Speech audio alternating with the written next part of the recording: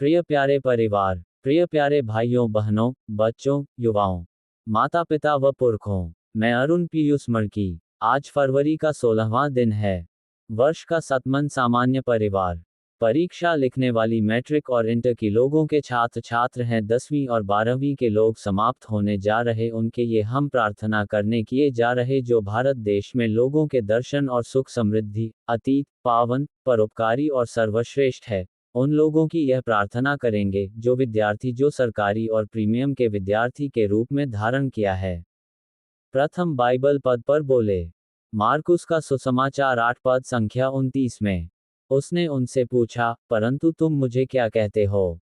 पतरस ने उसको उत्तर दिया, तू मसीह है। मरकुस अध्याय 8 पद संख्या 29 बाइबल का एक महत्वपूर्ण भाग है। इस पद में यीशु अपने चेलों से पूछते हैं कि वे उन्हें कौन मानते हैं। पतरस उत्तर देता है कि यीशु मसीह हैं।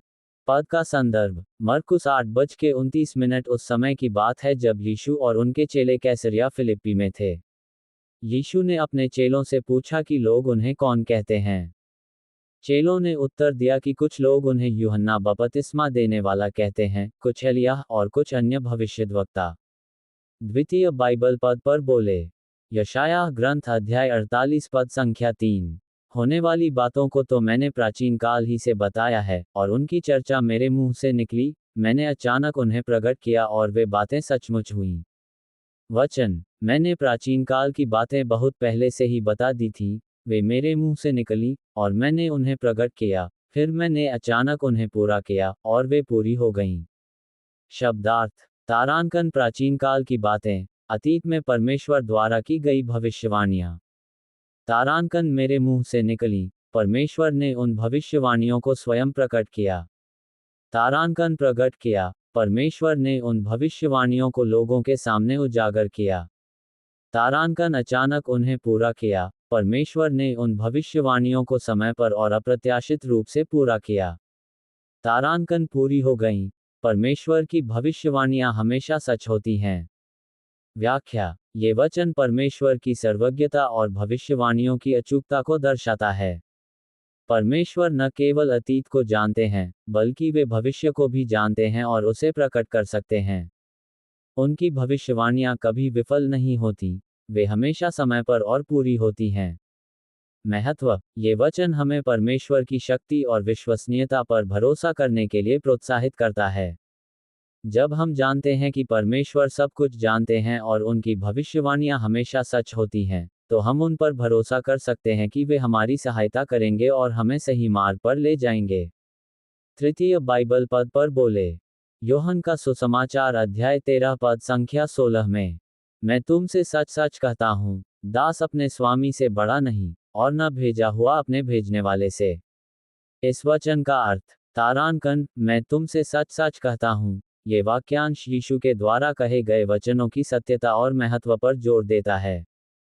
तारांकन, दास अपने स्वामी से बड़ा नहीं, इसका अर्थ है कि एक सेवक या दास अपने मालिक या स्वामी से अधिक महत्वपूर्ण या श्रेष्ठ नहीं होता है। तारांकन, और न भेजा हुआ अपने भेजने वाले से, इसका अर्थ है कि जिसे किसी कार्य को करने के लिए भेजा गया है, वह व्यक्ति अपने भेजने वाले से अधिक महत्वपूर्ण या श्रेष्ठ नहीं होता है। इस वचन का तात्पर्य, ये वचन हमें विनम्रता और सेवा के महत्व के बारे में सिखाता है। ये हमें याद दिलाता है कि हमें हमेशा दूसरों की सेवा करने के लिए तैयार रहना चाहिए, चाहे वे हमसे छोटे या कम महत्वपूर्ण क्यों न हों।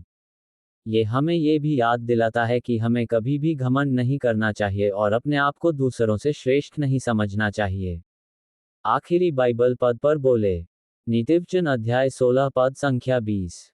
जो वचन पर मन लगाता, वह कल्याण पाता है, और जो यहोवा पर भरोसा रखता, वह धन्य होता है।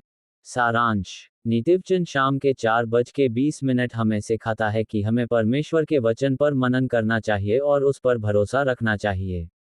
ऐसा करने से हमें आशीष और सफलता प्राप्त होती है। क्या आप इस वचन के बारे में और कुछ जानना चाहेंगे? आइए प्रार्थना करें। हे माता मरियम, आज फरवरी है। ये वर्ष 2025 का द्वितीय महीना है। प्रभु में आनंद लें, इसका अर्थ है स्वयं ईश्वर में आनंद, प्रसन्नता और संतुष्टि पाना। यह उनके साथ एक गहरा रिश्ता बनाने और उनकी उपस्थिति में अपनी परम खुशी पाने के बारे में है। उन्होंने अपने अनुयायियों से उनकी याद में समारोह को दोहराने का आह्वान किया। आमीन। मेरे YouTube चैनल को न भूलें।